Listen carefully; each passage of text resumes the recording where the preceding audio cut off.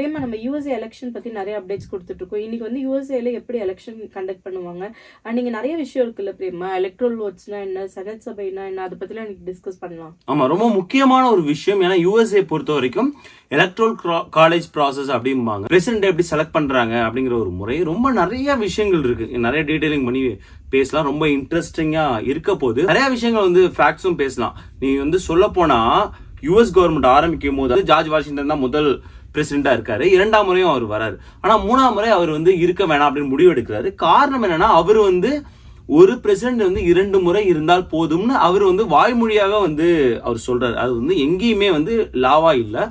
அதே பின்பற்றி வராங்க. ஆல்மோஸ்ட் வந்து ஒரு 140 வருஷம் அதை பின்பற்றி வராங்க. அதன் பிறகு வந்து ரோசல்வெல்ட் தான் வந்து முதல் முறையாக வந்து அதை உடைக்கிறாரு. 4 முறை வந்து பிரசிடென்டா ஆகுறாரு. நம்ம நிறைய விஷயங்கள் வந்து பேசலாம். நிறைய யூஎஸ்ஏ பத்தி, எலெக்ஷன் பத்தி பேசுறது நிறைய இருக்கு.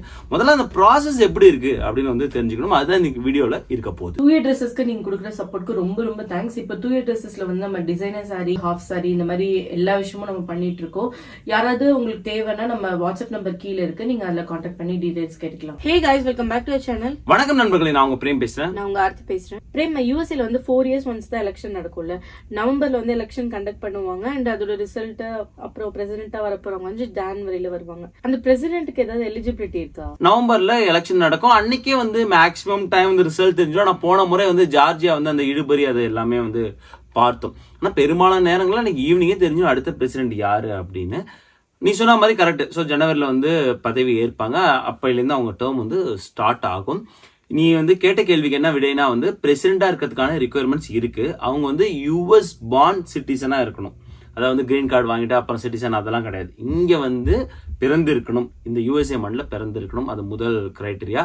35 வயதுக்கு மேற்பட்டு இருக்கணும், 2வது கிரைட்டீரியா. 14 வருடம் யூஎஸ்ஏல இருந்திருக்கணும், அது வந்து 3வது கிரைட்டீரியா. பிளஸ் வந்து $5000 வந்து அவங்க ஸ்பெண்ட் பண்ணணும். அது வந்து அவங்க ஓன் மணியா இருக்கலாம், இல்லை வந்து கேம்பெயின் மூலமா கலெக்ட் பண்ண மணியா இருக்கலாம். சோ இதெல்லாம் தான் கிரைட்டீரியா ஒரு பிரசிடென்டா இருக்கிறதுக்கான தகுதி. இப்ப யார் வேணாலும் பிரசிடென்ட்க்கு நிக்கலாமா? ஒரு பார்ட்டில எப்படி வந்து அந்த பிரசிடென்ட் கேண்டிடேட்டை செலக்ட் பண்ணுவாங்க? ஆமா, அந்த பிரைமரிஸ், காக்கசஸ், அப்புறம் டெலிகேட்ஸ், அதுக்கப்புறம் நேஷனல் கன்வென்ஷன், இந்த மாதிரி போய்கிட்டே இருக்கும். அதுக்குள்ள நம்ம போக விரும்பல. நம்ம வேணா தனி வீடியோல பார்க்கலாம். ஆனா ஒரு நல்ல விஷயமா நான் யூஎஸ்ஏல பார்க்க என்னன்னா, ஒரு பார்ட்டி ஒருத்தவங்க கையில, இல்ல ஒரு குடும்பத்தோட கையில, இல்ல சில நபர்கள் கையில அப்படி இருக்கிறது கிடையாது அமெரிக்காவை பொறுத்த வரைக்கும். அதற்கு காரணம் ஜார்ஜ் வாஷிங்டன் அந்த வாய்மொழியில சொன்ன பிரசிடென்டா 2 முறை இருந்தால் போதும் சொன்ன விஷயம். 1947 காங்கிரஸ் 22nd அமெண்ட்மெண்டாவே கொண்டு வராங்க. ஒரு நபர் 2 முறைக்கு மேல பிரசிடென்டா இருக்கக்கூடாது. அதற்கு காரணம் பிராங்க்லின் டி ரோசல்வெல்ட் வந்து ஒரு 4 முறை பிரசிடென்டா இருந்தாங்க. இப்பெல்லாம் தான் சரி வராது அப்படின்னு வந்து காங்கிரஸ் முடிவு பண்றாங்க. கரெக்ட் தான் இல்லையா? அதனால அது நல்ல விஷயமா இருக்கு. நீ வந்து டெமோக்ராட்ஸோ ரிபப்ளிக்கனோ என்ன பண்ணுவாங்கன்னா வந்து முதல்ல வந்து அவங்களோட பிரசிடென்ஷியல் கேண்டிடேட்டை ரெடி பண்ணுவாங்க. அதுக்கான நிறைய ப்ராசஸ் இருக்கு. அதெல்லாம் நம்ம பார்க்க வேணாம். இப்போதைக்கு தெரிஞ்சுக்க வேண்டியது ரிபப்ளிகன் சைட்ல யாருன்னு முடிவு பண்ணிட்டாங்க டொனால்ட் ட்ரம்ப். டெமோக்ராட் சைட்ல யாருன்னு முடிவு பண்ணிட்டாங்க கமலா ஹாரிஸ். பிரேமா, இங்க வந்து எத்தனை சீட் ஜெயிச்சா அவங்க வந்து பிரசிடென்ட் ஆக முடியும்? ஆமா, இதுல வந்து கொஞ்சம் காம்ப்ளெக்ஸான விஷயங்கள்லாம் இருக்கு. அதாவது எலக்ட்ரல் ஓட்ஸ் அப்படிங்கும்போது கொஞ்சம் காம்ப்ளெக்ஸா இருக்கும். அதனால நம்ம வந்து பார்க்க போறோம். மொத்தம் எத்தனை ஓட்ஸ் இருக்கு அப்படின்னு வந்து பார்த்துருவோம். மொத்தம் வந்து 538. அதுல வந்து பெரும்பான்மை 270 ஓட்டு கிடைச்சுதான் ஜெயிச்சிட்டாங்க, இல்ல சீட்டு கிடைச்சுதான் ஜெயிச்சிட்டாங்க. சோ எப்படி வந்து அந்த ஓட்ஸ்னே வச்சுப்போம். இப்போதைக்கு எப்படி அந்த ஓட்ஸ் வந்து கால்குலேட் பண்றாங்கன்னா, மொத்தம் உள்ள 50 ஸ்டேட், 50 ஸ்டேட்டுக்கு 2 செனட்டர், ஒவ்வொரு ஸ்டேட்டுக்குமே 2 செனட்டர், அது ஒரு 100 ஓட்டு, 100 செனட்டர். அவங்களுக்கு ஒவ்வொரு செனட்டருக்கும் ஒவ்வொரு ஓட்டு, 100 ஓட்டு ஆயிடுச்சு. 435 ரெப்ரசன்டேட்டிவ். ஓகேவா? மொத்த ரெப்ரசன்டேட்டிவ் 435. அதை நம்ம பிரிச்சு பார்ப்போம். அந்த 435 பேருக்கும் ஒவ்வொரு ஓட்டு. சோ அது ஒரு 435 ஓட்டு ஆயிடுச்சு. இப்ப 435 ரெப்ரசன்டேட்டிவ், 100 செனட்டர் சேர்ந்து 535 பிளஸ் 3 ரெப்ரசன்டேட்டிவ் வாஷிங்டன் டிசில இருந்து வராங்க. மொத்தம் 538. அதுல பெரும்பான்மை 270. அதுதான் அந்த மேஜிக் நம்பர். அந்த 270 யாரு அச்சீவ் பண்றாங்களோ அவங்க தான் அடுத்த பிரசிடென்ட். பிரேம், செனட்டருக்கு வந்து 6 இயர்ஸ் டைம் பீரியட் சொன்னீங்களா, அது எப்படின்றது சொல்லுங்க. ஆமா, அது வந்து இன்னொரு காம்ப்ளெக்ஸான ஒரு லேயர் யூஎஸ்ஏ எலெக்ஷன் பொறுத்த வரைக்கும். இப்போ யூஎஸ்ஏ கவர்மெண்ட் எப்படி இருக்குன்னா வந்து நம்ம இந்தியன் கவர்மெண்ட் சொல்லுவோம் இல்லையா, லோக்சபா ராஜ்யசபா, அந்த மாதிரி இங்க வந்து ரெப்ரசன்டேட்டிவ் அவங்களுக்கான சபை காங்கிரஸ் இருக்கும், செனட் சபை இருக்கும். 2 விதமான விஷயம் இருக்கும். இப்ப நான் செனட் சபை எடுத்துப்போம், செனட்டர்ஸ் எடுத்துப்போம். நான் முன்னாடி சொன்ன மாதிரி 50 ஸ்டேட்டு, 2 செனட்டர்னு 100 செனட்டர்ஸ் வந்து இருப்பாங்க. ஆனா இந்த 100 செனட்டர்ஸ்க்கு வந்து 6 வருஷம் கால அவகாசம். அதாவது ஒரு செனட்டர் வந்து 6 வருடங்கள் வந்து ஜெயிச்சிட்டா இருக்கலாம். ஆனா இது சூப்பரான விஷயம் என்ன பண்ணுவாங்கன்னா வந்து இந்த 100 செனட்டரும் போய் தேர்தலில் சந்திக்க மாட்டாங்க. எப்பவுமே 1/3 தான் போவாங்க. இப்போ 2024 1/3 தான் போறாங்க. 34 செனட்டர் தான் வந்து தேர்தலை சந்திக்க போறாங்க. அதை நம்ம பார்ப்போம். அப்ப என்ன அர்த்தம்னா 2018 தேர்ந்தெடுத்திருக்காங்க பாத்தியா, அவங்க இது வரைக்கும் இருப்பாங்க, அவங்களோட பதவிக்காலம் முடியுது, அந்த 34 சீட்டு திரும்ப போய் தேர்ந்தெடுப்பாங்க. அப்பனா என்ன அர்த்தம்னா 66 செனட்டர்ஸ் தேர்தலே பங்கு பெற மாட்டாங்க. ஆல்ரெடி அவங்க ஜெயிச்ச சீட்டு அப்படியே இருக்கும். அவங்க எந்த கட்சியோ அந்த கட்சிக்கு ஓட்டு போடுவாங்க. பிரேமா 34 நம்பர் சொல்றீங்களா, அது எந்த கட்சியில இருந்து போவாங்க? ஆமா, இந்த ஸ்கிரீனை பாத்தீங்கன்னா உங்களுக்கு வந்து கிளீனா புரியும் ஆர்த்தி. இப்ப நீ பாத்துன்னு வச்சுக்கோங்க, 2024 ஓகேவா, 2024 எத்தனை பேர் கண்டக்ட் பண்ண போறாங்க? 19 பேர் டெமோக்ராட்ஸ், 4 வந்து இண்டிபெண்டன்ட், 11 பேர் ரிபப்ளிகன்ஸ். இந்த இண்டிபெண்டன்டும் டெமோக்ராட்ஸ் தான் சப்போர்ட் பண்றாங்க. அப்படி பார்க்கும்போது டெமோக்ராட்ஸை சேர்ந்த 23 செனட்டர் போய் தேர்தல் சந்திக்க போறாங்க. ரிபப்ளிகன்ஸ் வெறும் 11 பேர் தான். இது ரொம்ப பெரிய அட்வான்டேஜ் நீங்க வந்து ரிபப்ளிகன்ஸ் பாத்தீங்கன்னா. ஏன்னா மீதி உள்ள ரிபப்ளிகன்ஸ் எல்லாம் அப்படியே அவங்க ரிசர்வ்டா இருக்க போறாங்க.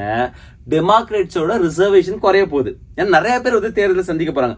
மஸ்ட் வின் அப்படிங்கிற ஒரு சுச்சுவேஷன் போகுது. இப்போ ஸ்கிரீனை பார்த்தாலே உங்களுக்கு வந்து தெரியும் 2024 எந்தெந்த ஸ்டேட்லாம் போறாங்க. அரிசோனா, பிளாரிடா, மேரிலாண்ட், இந்த மாதிரி எல்லாருமே வந்து கொடுத்திருக்காங்க. ஒகாயோ பொறுத்த வரைக்கும் ஒரு டெமோக்ராட்ஸ் ஒரு ரிபப்ளிகன் ஜெயிக்கலாமா? செனட்டர்ல அதான் ஒரு நல்ல விஷயம். செனட்டரை பொறுத்த வரைக்கும் ஒரு ஸ்டேட் வந்து 2 செனட்டரும் ரிபப்ளிகன்ஸ் இல்ல டெமோக்ராட்ஸ் செலக்ட் பண்ணலாம். அதான் ஒரே பார்ட்டி செலக்ட் பண்ணலாம். இல்ல இந்த பார்ட்டில இருந்து ஒரு ஆள், அந்த பார்ட்டில ஒரு ஆள் செலக்ட் பண்ணலாம். செனட் சபை வந்து அவங்களுக்கு ரொம்ப முக்கியம். ஏன்னா எந்த ஒரு லா பாஸ் பண்ணா நீ செனட் சபையிலையும் பாஸ் பண்ணி ஆகணும். செனட் சபையில மெஜாரிட்டி வேணும். இப்போதைக்கு டெமோக்ராட்ஸ் வந்து செனட் சபையில மெஜாரிட்டி இருக்காங்க. ஆனா அவங்க 23 பேரை ரீஎலக்ட் பண்ண போறாங்க. 23 ஜெயிச்சாகணும், இல்ல அதுக்கு மேல ஜெயிச்சாகணும் அவங்களோட மெஜாரிட்டி செனட் சபையில தக்க வச்சுக்கிறதுக்கு. ஸோ அவங்களுக்கு ரொம்ப மிகப்பெரிய ஒரு எலெக்ஷன். இப்போ ஒகாயோல பார்த்தீங்கன்னா ஒரு டெமோக்ராட்ஸ் இருக்காங்க, ஒரு ரிபப்ளிகன்ஸ் இருக்காங்க. ஸோ ஒகாயோலாம் வந்து அவங்க நிறைய வந்து அட்வர்டைஸ்மெண்ட் போட்டுக்கிட்டே இருக்காங்க. 2 பேரும் வந்து மாற்றி மாற்றி அட்வர்டைஸ் பண்ணிட்டு இருக்காங்க. ஸோ எந்த அளவுக்கு வந்து ஒரு பிரசிடென்ட்டை செலக்ட் பண்றது முக்கியமோ அதே அளவுக்கான முக்கியம் இங்க செனட் சபையிலையும். அதனால தான் இப்போ மாண்டானாலாம் பார்த்தோன்னா வந்து உனக்கு வந்து பாப்புலேஷன் ரொம்ப கம்மி, ஆனாலும் அங்கே 2 செனட்டர் இருக்காங்க. ஸோ அங்கேயுமே முக்கியத்துவம் கொடுத்து அவங்க அந்த செனட்டர் ஜெயிக்கணும்னு வந்து ட்ரை பண்ணிட்டு இருக்காங்க. இது ஒரு நல்ல விஷயமா பார்க்கணும். இந்த செனட் சபை கான்செப்ட் என்ன பொறுத்த வரைக்கும் நல்ல விஷயம். ஏன்னா நீ நம்ம ஊர்ல எடுத்துட்டா ராஜ்யசபான்னு ஒரு கான்செப்ட் இருக்கு. அது இதே மாதிரி தானா? அது இதே மாதிரி கிடையாது. நான் ஏன் நல்ல விஷயம் சொன்னா, செனட்டரை மக்கள் வந்து தேர்ந்தெடுக்கிறாங்க. ராஜ்யசபா வந்து மக்களால் தேர்ந்தெடுக்கப்பட்ட பிரதிநிதிகள் தேர்ந்தெடுப்பாங்க. சோ எப்படி வந்து ஓட்டு போடுறாங்க. சரி எக்ஸாம்பிள் வந்து டிஎம்கேக்கு வந்து எவ்வளவு ஓட்டு கிடைச்சிருக்கோ அதுக்கு தகுந்த மாதிரி அவங்களுக்கு வந்து ராஜ்யசபா சீட் எவ்வளவு ஜெயிச்சிருக்காங்களோ அதுக்கு தகுந்த மாதிரி வந்து ராஜ்யசபா சீட் வந்து ஒதுக்குவாங்க. அதனால வந்து தேர்ந்தெடுக்காம, அதாவது மக்கள்கிட்ட நேரடியா பங்கு பெறாம வந்து ராஜ்யசபா எம்பியா ஆயிடலாம். ஒரு எடுத்துக்காட்டுக்கு நிர்மலா சீதாராமன் அவர்கள் வந்து மக்கள்கிட்ட இது வரைக்கும் வந்து போய் ஓட்டு கேட்டதே இல்லை, ஆனா வந்து அவங்க வந்து ராஜ்யசபா எம்பியா இருக்காங்க.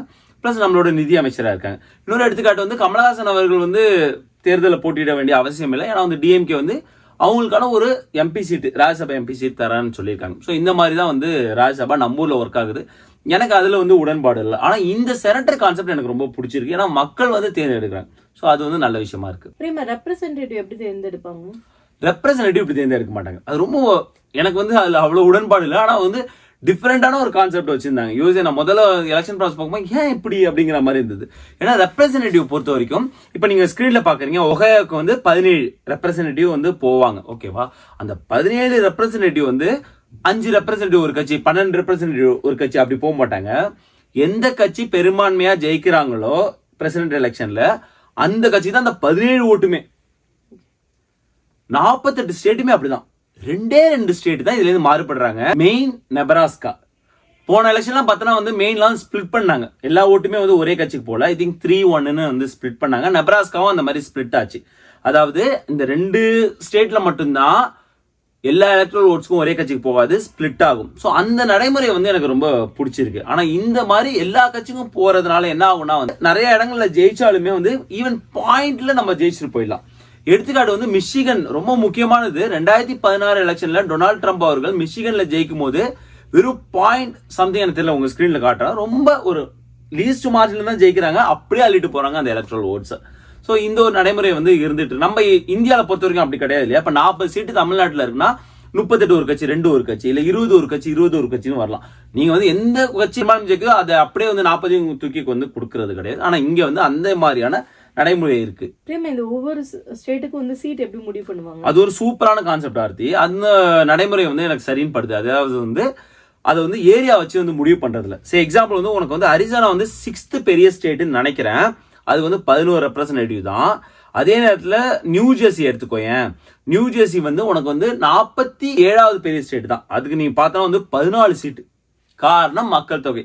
அரிசோனாவோட நியூ ஜெர்சில மக்கள் தொகை அதிகம். ஸோ அதை பேஸ் பண்ணி வந்து கொடுக்குறாங்க. அப்படிதான் நீ வந்து பார்த்தனா மாண்டானா வந்து 4வது பெரிய ஸ்டேட், வெறும் 4.5% தான். ஏன்னா சொற்ப மக்கள் தான் அங்க வாழ்ந்துட்டு இருக்காங்க.